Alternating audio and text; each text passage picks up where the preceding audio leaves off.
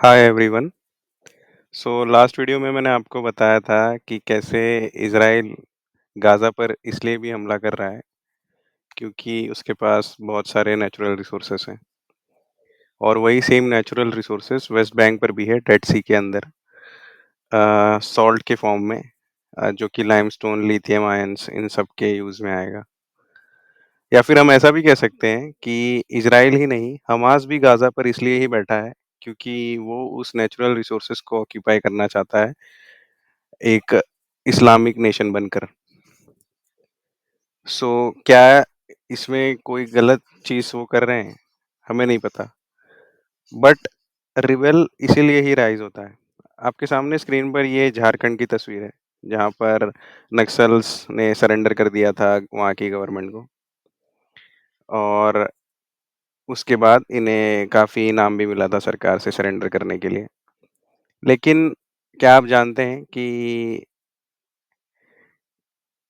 जो इंडिया है वो भी फ़लस्तीन को स्वीकारने वाला सबसे पहला नेशन था यूएन में। सो ऐसा ही नहीं है कि इसे सिर्फ़ नेहरू ने स्वीकारा है इवन मोदी और सुषमा स्वराज जो हमारी फ़ॉरेन मिनिस्टर और जो प्राइम मिनिस्टर थे, उन्होंने भी फ़लस्तीन को रिकॉग्निशन दिया है। पता नहीं क्योंकि हम कभी इस पार्टी को हमने कभी इस्लामिक किसी कंट्री का सपोर्ट करते नहीं देखा। बट पता नहीं इंडिया काफ़ी टाइम से फ़लस्तीन को रिकॉग्नाइज़ करता आ रहा है और उसे सपोर्ट कर रहा है। जबकि इंडिया की लड़ाई में फ़लस्तीन के या फिर जो कहें हमास ग्रुप के किसी भी लीडर का कोई डायरेक्ट इम्पैक्ट या फिर डायरेक्ट बातचीत इंडिया से नहीं हो पाती है। लेकिन वहीं दूसरी ओर इज़राइल इंडिया को वेपन प्रोवाइड करके बहुत हेल्प करता है टेररिस्ट को हटाने के लिए। सो हम क्या ऐसा भी कह सकते हैं कि इंडिया टेररिस्ट को सपोर्ट कर रहा है? पता नहीं। बात करते हैं अपने वीडियो की अपने टॉपिक पर, जहाँ पर मैं आपको ये एक एंगल दिखा रहा हूँ कि कैसे नक्सलवादी खड़े हो जाते हैं अपने नेचुरल रिसोर्सेज़ को बचाने के लिए। उसके पहले मैं आपको एक वीडियो दिखाना चाहूँगा। जादू घोड़ा भारत की परमाणु शक्ति का आधार। यहाँ की यूरेनियम खदानें देश को ऊर्जा देती हैं, लेकिन इसकी असली कीमत कौन चुका रहा है?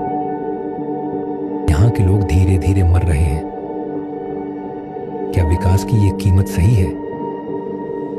यहाँ का टेलिंग पॉन्ड, जहाँ यूरेनियम वेस्ट फेंका जाता है, बारिश में भर जाता है। जहरीला पानी तालाबों, कुओं और नदियों में मिल जाता है।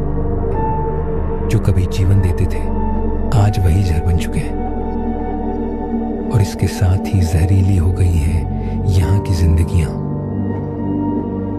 कुछ बच्चे जन्म से ही अपंग होते हैं, कुछ की काया धीरे धीरे गलने लगती है और कई महिलाएं मां बनने से पहले ही अपने बच्चे खो देती हैं। सरकार जानती है, लेकिन आंखें मूंदे बैठी है। क्या इनकी आवाज कोई सुनेगा?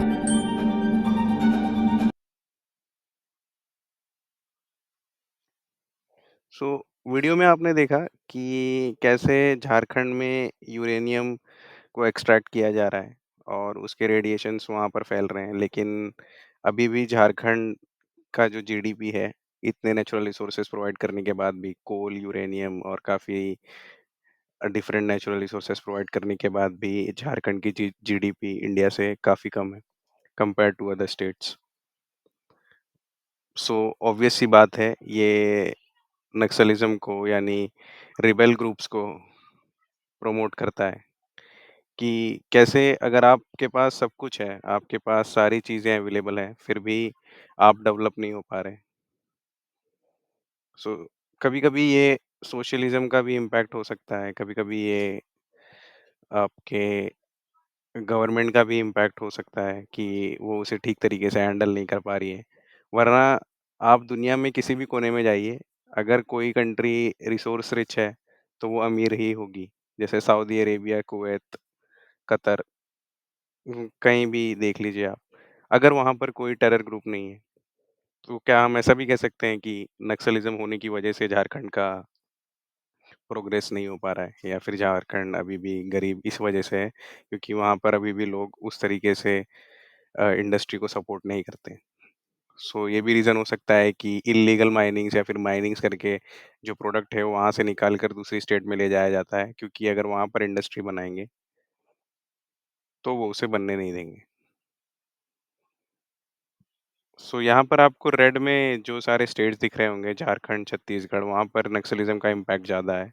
वहीं दूसरी ओर आसाम की बात करें तो वहाँ मीडियम लेवल इम्पैक्ट है नॉर्थ ईस्ट में, आसाम और मणिपुर में। दूसरी ओर अगर हम येलो कलर के बारे में बात करें, सो ओडिशा, मध्य प्रदेश और बिहार है। जहाँ पर लिमिटेड रिसोर्सेज़ हैं, सो इसलिए वहाँ पर नक्सलिज़्म भी कम है और ये केरल तक फैला हुआ है, इसलिए केरल में आपको नेशनलिस्ट कम्युनिस्ट पार्टी जीतती हुई दिखेगी। बहरहाल ये किसी और वीडियो के बारे में मैं आपको पहले से बता रहा हूँ कि किसी और वीडियो में मैं इसके बारे में ज़रूर डिस्कस करूँगा कि कैसे सोशलिज़्म और माओइज़्म इंडिया में बढ़ रहा है। या फिर ऐसा भी कह सकते हैं कि वो अभी कम होने की कगार पर आ गया है। अगर हम बात करें कंट्रीज़ की या फिर टेररिज़्म की, सो टेररिज़्म और नक्सलिज़्म में आपको फ़र्क समझना पड़ेगा। नक्सलिज़्म कंट्री के इंटरनली जो कंट्री को सपोर्ट नहीं करते या फिर गवर्नमेंट को सपोर्ट नहीं करते, उसे नक्सलिज़्म कहते हैं। लेकिन अगर टेररिज़्म की बात करें, सो वो एक पैरेलल गवर्नमेंट बना लेते हैं। सो डिस्पाइट इराक में एक पैरेलल ग्रुप चलता है आईएसआईएस लेकिन उसका वहाँ पर कोई भी ज़्यादा इम्पैक्ट नहीं है, जबकि उसका ज़्यादा इम्पैक्ट पाकिस्तान की साइड है। क्योंकि वो वहाँ पर ज़्यादा हेल्प कर पा रहा है बिकॉज़ यूएस ने पूरा कंट्रोल इराक का अपने अंडर में ले लिया है, सद्दाम हुसैन की मौत के बाद। 2003 में सद्दाम हुसैन को किल करने के बाद यूएस कंट्री ने वहाँ पर 2012 तक अपनी मिलिट्री डिप्लॉय करके रखी। उसके बाद 2012 के बाद जितनी भी फॉरेन कंपनीज़ थी जैसे कि एक्ज़ॉन मोबिल, बीपी, शेल ये सारी ऑयल फैक्ट्रीज़ वहाँ पर डेवलप की गई और वहाँ के लोकल लोगों को ये बताया गया कि कैसे वो वहाँ पर फैक्ट्री लगाकर उनकी हेल्प कर रहे हैं डेवलप करने में और वो कर भी रहे हैं। जहाँ तक देखा जाए सो ये भी लोग कहते हैं कि यूएस वहाँ पर ऑयल निकाल कर खुद तो नहीं ले रहा है, बट यूएस वहाँ से ऑयल निकाल कर एशिया में सेल कर रहा है। यूएस खुद क्यों लेगा? उसके पास खुद नेचुरल ऑयल के रिज़र्व्स हैं और उसके पास सऊदी अरेबिया, कुवैत, यूएई जैसे काफ़ी कंट्रीज़ हैं जो उसके अंडर में ऑलरेडी डीलिंग करके उसे ऑयल प्रोवाइड करते हैं। सो उसका काम सैंक्शन लगाना है। सो वो कभी भी ऐसा नहीं दिखाएगा कि वो इराक से ऑयल ले जाकर खुद यूज़ कर रहा है। बिकॉज़ उसकी कंपनी यूज़ करेगी, उस कंपनी वो कंपनी वो ऑयल किसी और कंट्री में सेल करेगी, सो वो कैपिटल यूएस में जाएगा एज़ अ टैक्स। सो एक तरीके से यूएस ही वहाँ पर ऑयल निकाल कर बेच रहा है। अब लोगों के मानने के ऊपर है कि वो किस तरीके से इसे देखते हैं। बट कंट्री का डेवलपमेंट थोड़ा-थोड़ा करके, धीरे-धीरे करके हो रहा है। अगर वहाँ पर आईएसआईएस नहीं होती, तो शायद कंट्री का डेवलपमेंट और तेज़ी से हो पाता। बहरीन और ओमान की तरह। दूसरी ओर अगर लेबनान की बात करें, सो उसके पास काफ़ी गोल्ड रिज़र्व्स हैं, काफ़ी डायमंड रिज़र्व्स हैं। लेकिन इसके बारे में मैं इसलिए कह रहा हूँ क्योंकि जो ऑयल और नेचुरल गैस रिज़र्व्स हैं, वो लेबनान की जो हिज़्बुल्लाह ग्रुप है, वो वहाँ पर उस ऑयल रिज़र्व को अभी तक प्रमोट नहीं करने दे रही थी या फिर डिग करने नहीं दे रही थी। लेकिन हाल ही में इज़राइल के साथ पार्टनरशिप करके वहाँ पर ऑयल ड्रिलिंग की शुरुआत की गई है ब्लॉक 9 में। सो देखते हैं ये कहाँ तक पहुँचता है, क्योंकि अगर वहाँ के टेरर ग्रुप पावर में है हिज़्बुल्लाह, सो वो वहाँ पर अगर सपोर्ट करे कि ऑयल और नेचुरल गैस के रिज़र्व्स निकाल कर उसे एक्सपोर्ट किए जाएँ, सो लेबनान की तस्वीर कुछ बदल सकती है। गाज़ा के बारे में मैंने ऑलरेडी आपको कई बार बता दिया है कि गाज़ा में ऑयल रिज़र्व्स हैं, लेकिन वो भी अभी तक अनएक्सप्लोर्ड है, क्योंकि वहाँ पर एक टेरर ग्रुप बैठा है। सो पहले वो वहाँ का ज़मीन का कंट्रोल लेगा, उसके बाद ये सारी चीज़ें की जाएँगी। अगर सीरिया की बात करें, सो ये ब्लैक डॉट्स में जो आपको दिख रहा है, ये ऑयल फ़ील्ड्स और गैस फ़ील्ड्स हैं ब्लू डॉट्स में। सो आपने देखा होगा कि बशर अल-असद काफ़ी टाइम तक वहाँ पर रूल कर रहे थे। उसके बाद उन्हें ओवरथ्रो कर दिया गया यूएस गवर्नमेंट की हेल्प से। सो अभी हो सकता है कि वहाँ पर ऑयल रिज़र्व को एक्सप्लोर किया जाए, अभी वो भी अनएक्सप्लोर्ड है काफ़ी। लेकिन काफ़ी ऑयल रिज़र्व्स वहाँ पर भी मौजूद हैं।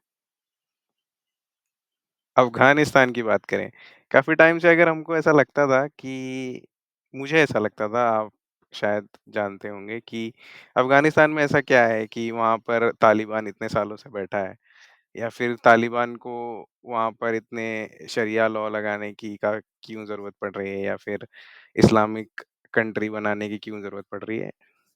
क्योंकि वहाँ पर भी नेचुरल रिसोर्सेज़ हैं और आपको पता भी नहीं है कि वहाँ पर ट्रिलियंस ऑफ डॉलर्स के नेचुरल रिसोर्सेज़ हैं। जो लिथियम आयन आप चाइना से इम्पोर्ट कर रहे हैं, उससे कई गुना ज़्यादा अफ़गानिस्तान में है और वो अनएक्सप्लोर्ड है। तो अभी तक किसी को पता नहीं कि उसकी वैल्यू कितनी है क्योंकि सबसे ज़्यादा लिथियम आज के टाइम पर बोलिविया में है। वहाँ पे भी क्राइसिस चल रहा है। तो जहाँ पर भी नेचुरल रिसोर्सेज़ होगा, वहाँ पर आपको कोई क्राइसिस देखने को मिलेगी। अगर वहाँ पर क्राइसिस नहीं है, सो कंट्री आपको फ्लरिश करती हुई मिलेगी या फिर कंट्री आपको दिखेगी कि काफ़ी रिचेस्ट लोग हैं, काफ़ी जैसे सऊदीज़ कतर, कुवैत में लोग रहते हैं। सो काफ़ी अच्छे तरीके से काफ़ी स्टैंडर्ड ऑफ लिविंग हाई है उनका। लेकिन अफ़गानिस्तान में ऐसा नहीं है क्योंकि वो वहाँ पर चाह ही नहीं रहे हैं। वो पहले चाह रहे हैं कि वहाँ पर वो पूरा कंट्रोल खुद लें। बट अगर आप पूरा कंट्रोल ले भी लेंगे, सो जो माइनिंग शाफ्ट्स वगैरह जो ड्रिलिंग मशीन्स लगती हैं, उसके लिए आपको हेल्प कौन करेगा? सो ये क्या करते हैं कि वहाँ पर इल्लीगल माइनिंग करते हैं, जितनी कर पाते हैं सिंडिकेट फॉर्म करके उतनी करते हैं और उसे इल्लीगली सेल करते हैं स्मगलिंग के थ्रू। सो ये कहाँ तक ही जाएगा क्या पता? बट अगर इतना रिज़र्व अफ़गानिस्तान के पास है, तो ये गोल्ड के बराबर है। बट अफ़गानिस्तान में आपको अभी भी बच्चे बंदूक लेकर दौड़ते हुए दिखेंगे।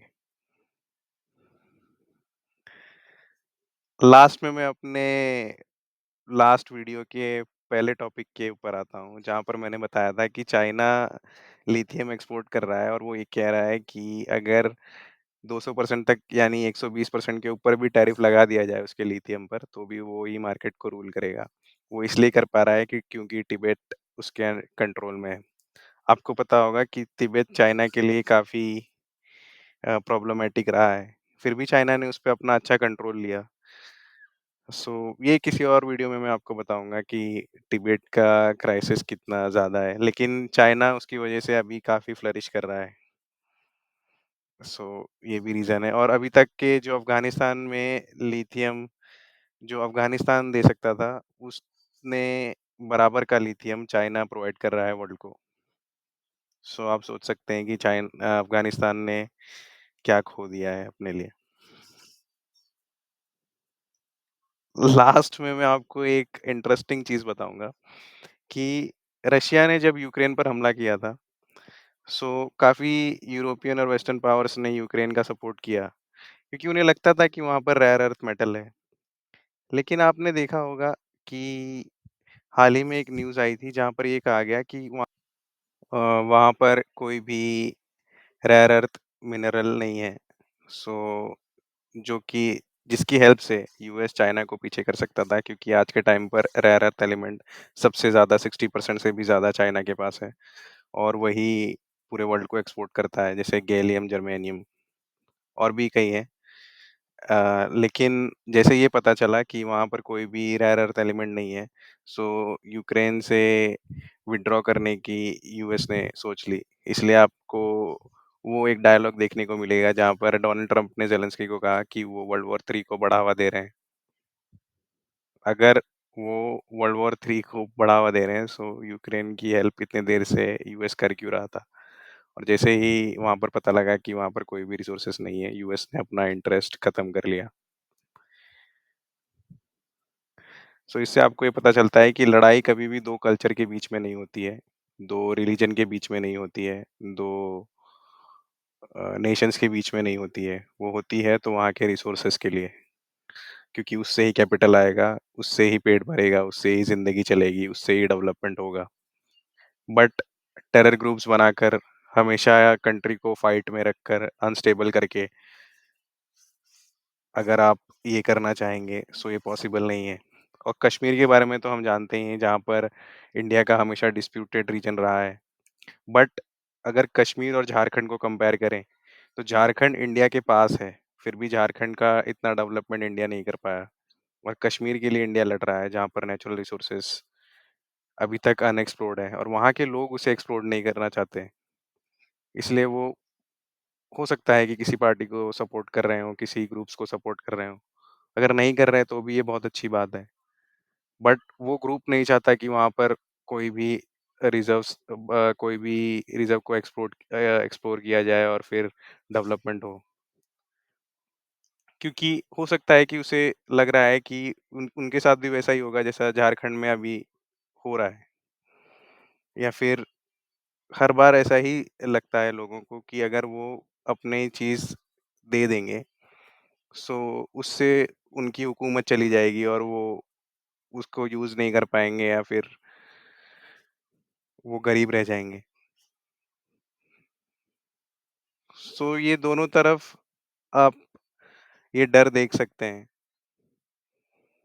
क्या करना चाहिए, ये कंट्रीज़ ही डिसाइड करती हैं, जो पावर में है वही डिसाइड करते हैं। बट ये लड़ाई को अच्छे से समझने के लिए मैंने ये वीडियो बनाया। इससे रिलेटेड ये काफ़ी बड़े-बड़े आपको वीडियोज़ मिल जाएँगे हर एक टॉपिक के ऊपर जिसको मैंने एक साथ कोलाइड करके आपको दिखा दिया। हो सकता है कि बाद में मेरी वीडियो ग्राफ़िक स्किल्स अच्छी हो जाएँ, तो मैं आपको वो सारी वीडियोज़ भी बनाकर दिखा पाऊँ। या फिर मैं किसी दूसरी टॉपिक पर वीडियो बनाकर आपको दिखाऊँगा जो कि आपको नहीं पता होगा। थैंक यू सो मच मेरा वीडियो देखने के लिए और यहाँ तक बने रहने के लिए।